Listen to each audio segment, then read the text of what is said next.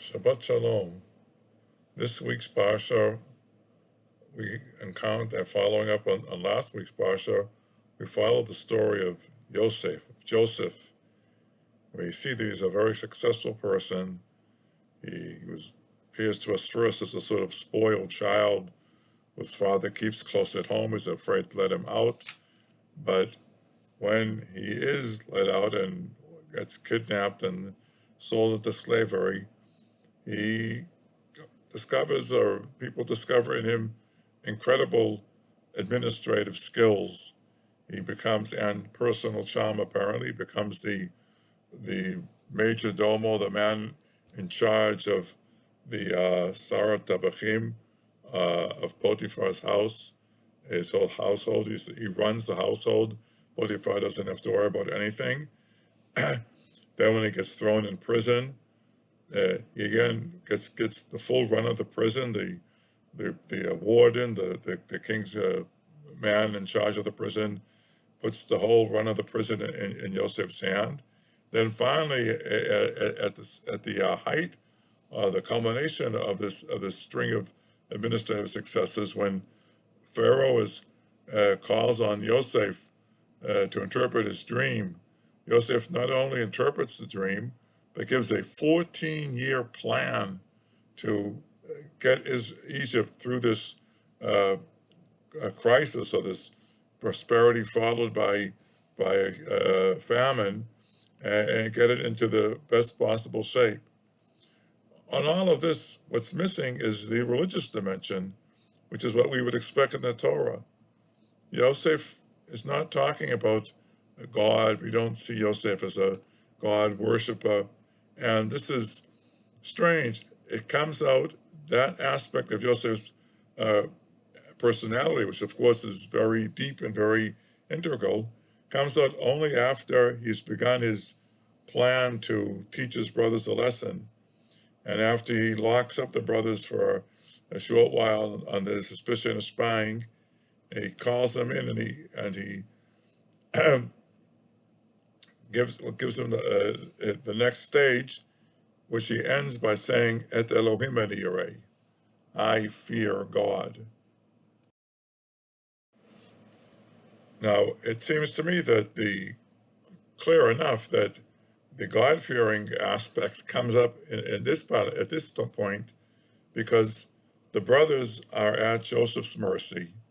He's the absolute, I mean, he's not the absolute ruler, but he has power of life and death over them. They're foreigners. There's no one there to defend them. There are no Supreme Court or anything. And Joseph has a very long account to settle with them, and he could easily have had them killed or thrown in prison forever. Yet he didn't, and it was only his fear of God, which expressed itself in his sense of justice here. Only God knew that he recognized the brothers, and that he was deliberately withholding any urge he may have had to take revenge upon them. And this is the fear of God. When you're not doing something, a religious act or a moral act or a humanitarian act, because people are watching and you want to impress them, or because you have something to gain in terms of advancing your own political career. None of this was at play. He had nothing to gain and nothing to lose. No other reason to be merciful and take this corrective educational attitude towards his brothers than the fear of God, than knowing that there is a God above who knows what is right and what is wrong, who's watching what I'm doing and taking account of it. Now, those of you who are familiar with biblical scholarship will know that the term God-fear is a well-studied category, particularly as it appears now in the Christian Bible and in early Christian sources, where it designates apparently a group of Gentiles who were not converted to Judaism but were attracted. They would come to synagogues, they would participate in the prayers, they would take upon themselves certain Jewish rules, including the refraining from eating pork, but they did not take the final step towards conversion. And so they were like sort of a group standing parallel to the Jews and the God-fearers. And there's a lot of a discussion as to, just who they were and what they were and to what degree they may be considered to be, affiliated with Judaism.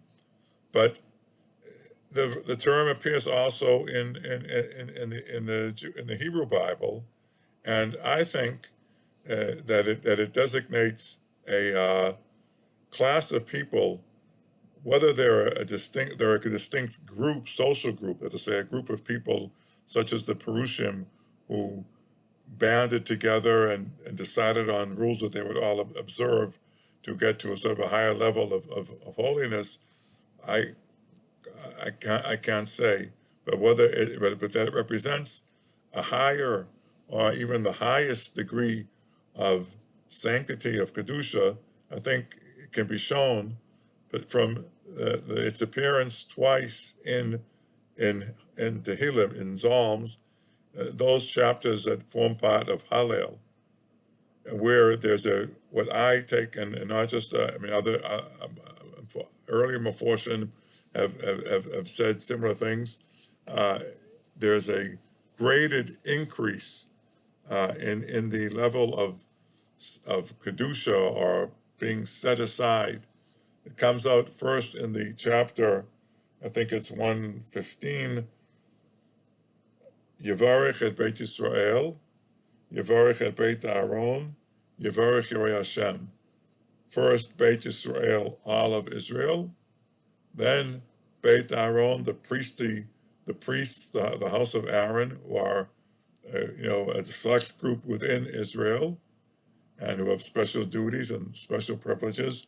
And at the top, Yirei Hashem. They are at the very top. And this comes out again later on, where we have the Hodu Hashem Kitov, Kidolam Kasto, Yomar Na Yisrael, Kidolam Kasto, all of Israel. Israel, the chosen people among the other peoples of the world. Yomun Aveit Aaron, again, the house of Aaron, the priestly class, who are the chosen among the people of Israel. And at the very top, Yomuna Yirei Hashem, the God-fearers. Now,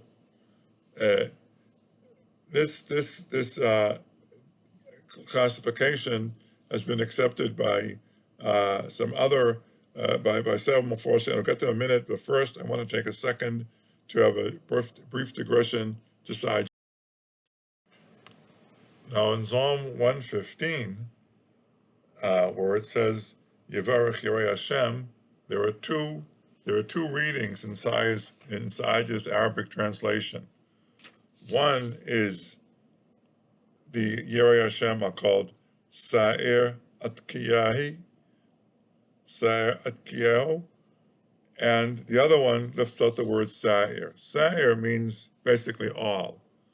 So according to one version, he's saying all of the God-fearers, which I think would fit the description of God-fearers as being not just Jews, but people who affiliate themselves with Jews out of fear of God and want to at least take on some Jewish customs and participate in some Jewish ritual activities. Whereas leaving out the Sa'ir, we have just those who fear him, and it seems to be a select group within the select group of Israel. That's just my suggestion. It's not something that's proven or that I want to insist upon. Now, finally, one Mefarish who also saw these groupings as being graded, moving up along the ladder of Kedusha, the ladder of sanctity, was the Malbim. And he does it in terms of commandments.